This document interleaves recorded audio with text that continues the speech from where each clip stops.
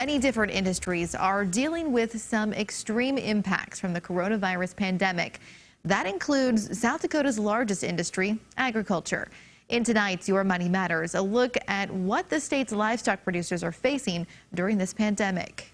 Prior to COVID-19, we were already in a negative return on our investments, and this just accelerated that process. The South Dakota Pork Producers Council says after 3 months of down prices, this week pork dropped even further. The severe impact is now, and it is anticipated that it will continue because of the fact that we've lost this harvesting capacity. Executive Director of the South Dakota Pork Producers, Glenn Muller, says the closure of Smithfield is a big financial hit for local producers. It's estimated that our producers are losing approximately $35 to $40 per head. In the Smithfield plant, the loss there is about 20,000 head per day.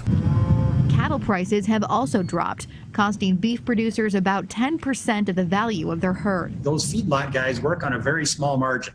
So if you're talking $90 or $100 a head less, that's absolutely the difference between making a little bit of money and losing quite a little money.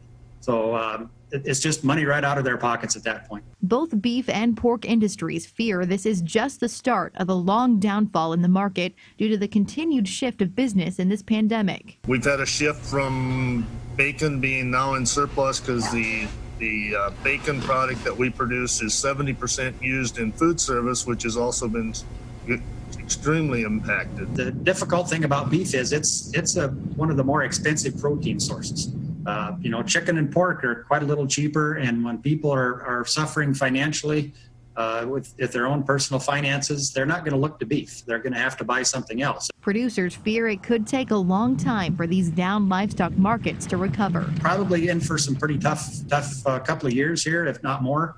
And so if you're a young producer that doesn't have a lot of equity in the operation, it's going to be very difficult to get through. You can only lose money for so long before you need to do something different. There's producers that are going to have to make major decisions. They may have to exit the swine industry. They may have to exit production agriculture. There may be producers that lose their entire operations based on this situation if we can't find some way to compensate them for their losses.